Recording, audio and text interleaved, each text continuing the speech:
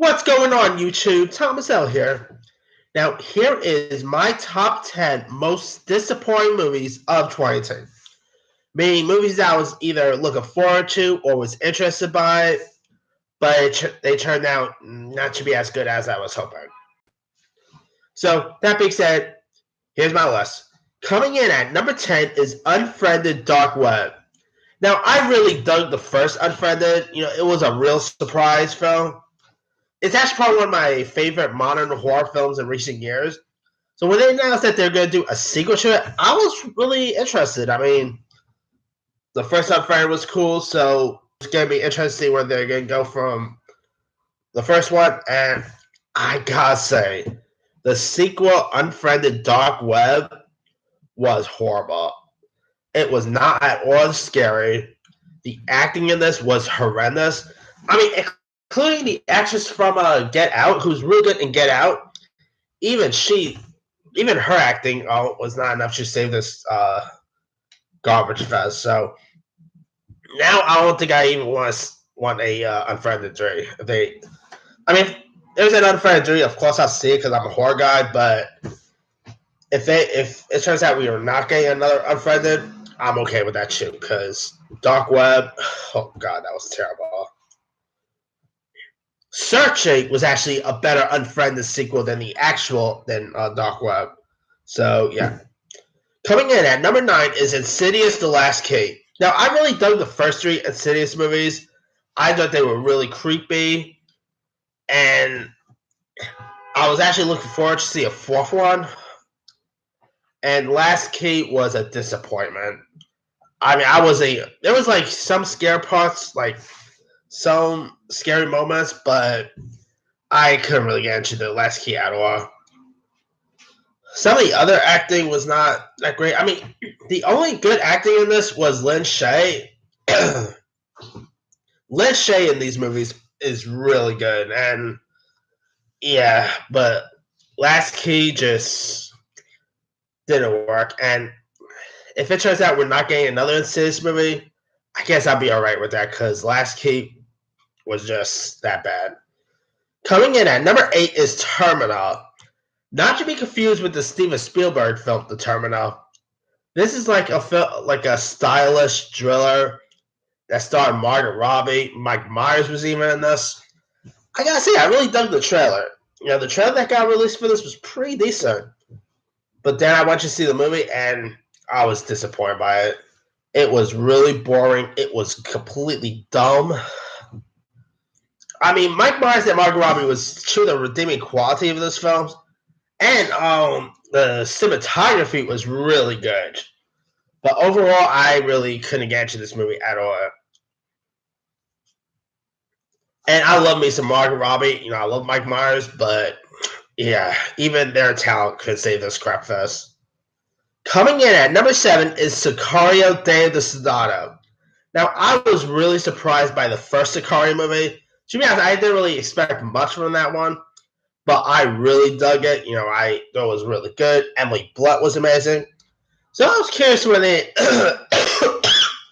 Sorry. So I was curious when they announced that they were going to do a sequel to this without Denis Villeneuve directing and without Emily Blunt returning. But I'm sad to say Day of the Soldado was just not good. I completely, for one, found the movie to be like flat out boring.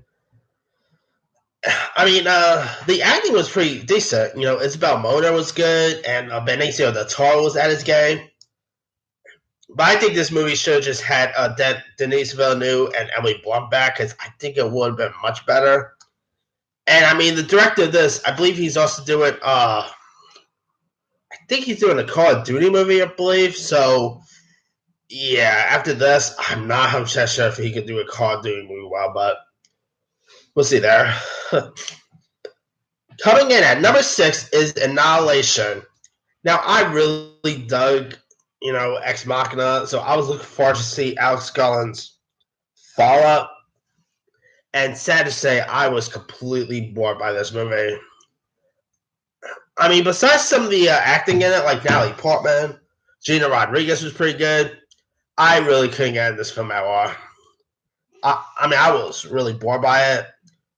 I mean, it's definitely not that good of a film.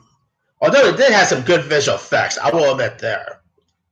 But other than that, yeah, that was a flat out story fest. Coming in at number 5 is A Wrinkle in Time. Now, I'm a fan of Ava DuVernay. You know, I really like what she did with Selma.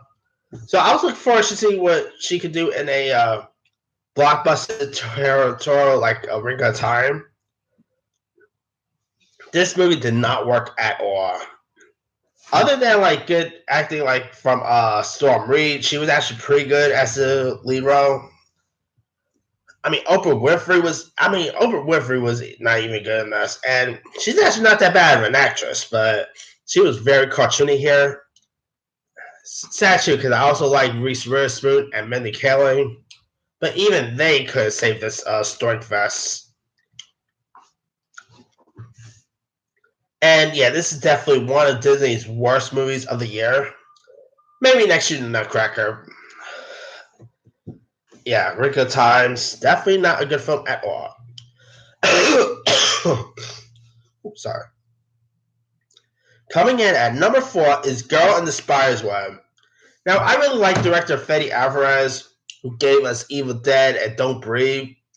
So I was looking forward to see his next, follow-up, which was the Girl with the Dragon Tattoo sequel, Girl in the Spider's Web. Now, I actually like Claire Foy, but sadly this movie was not good at all. I just thought it was boring. The script was not all that great. Claire Foy did the best she can, but even her talent could not save this movie. I do hope Fede Alvarez does something better next, because this was a big disappointment. Hopefully Don't Breathe 2 is his next work, but we'll see what happens there. Coming in at number 2 is... Oh, not number 2. Coming in at number 3, I meant to say. Sorry. Coming in at number 3 is Bad Times at the El Royale. Now, I was really looking forward to see what Drew Goddard could do, next following Cabin in the Woods. And, in this, he routine with Chris Hemsworth. So I was really looking forward to this. Sad to say, it was not that good. I really couldn't get in this movie at all. The characters in this, lots of the characters in this to me didn't work. I found it to be, frankly, boring at times. Chris Hemsworth was pretty good, but even he couldn't save us. Cynthia Erivo was actually decent too, but she couldn't save us. I hope Drew Goddard does something next in the future, because coming in at number 2 is Pacific Rim Uprising. Now, when they announced that they were going to do another Pacific Rim movie, I was really interested because, I like the first Pacific Rim. But then they announced that Guillermo del Toro is returning, and the guy who does the showrunner for Daredevil was attached to direct. And I was like, okay, I could get on board with this. I really dug the trailers for this. It actually looked pretty cool. But sad to say, Uprising was a disappointment. I just thought the characters in this was pretty bad. Sad too, because John Boyega is a pretty cool actor. He was really good in the Star Wars movies. So I was really curious to see him lead a new sci-fi film, and this was not a good one. The kaijus all look cool and all, but yeah, this one was still not all that great. Hopefully the next kaiju movie, Godzilla King of the Monsters, will end up being better. Alright, coming in at number 1 is Holmes and Watson. I was really disappointed by this movie, because I really like both Will Ferrell and John C. Reilly. Last year the films they did was Step Brothers and Talladega Nights. They worked perfectly in those. Sad to say, their new film, Holmes and Watson, was horrible. There was some funny parts, but but lots of the other jokes in this was just flat out cringy. I mean, to me, it's the worst comedy I've seen all year, and it's definitely not a good one. I still hope to see Will Ferrell and John C. Reilly do another movie in the future, but hopefully it's better than this Story Fest. But yeah, that's pretty much it for my 10 most disappointing movies of the year. Let me do the quick rundown. 10. Unfriended Dark Web. 9. Insidious: The Last Cape. 8. Terminal. 7. Sicario: Day of the Soldado. 6. Annihilation. Sorry. 5. A Wrinkle of Time. 4. Girl in the Spider's Web.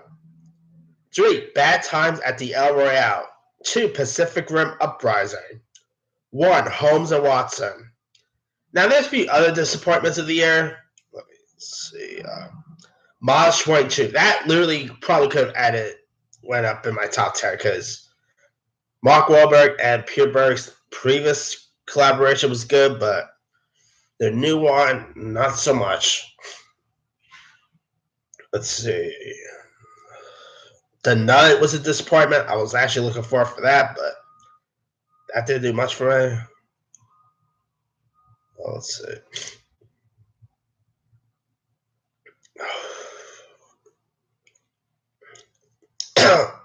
Early Man, I really like Armin's last couple of films, but Early Man was a disappointment. Yeah, there was a few disappointing stuff that came out this year. Let me leave it to you guys. What were some of your most disappointing movies of the year?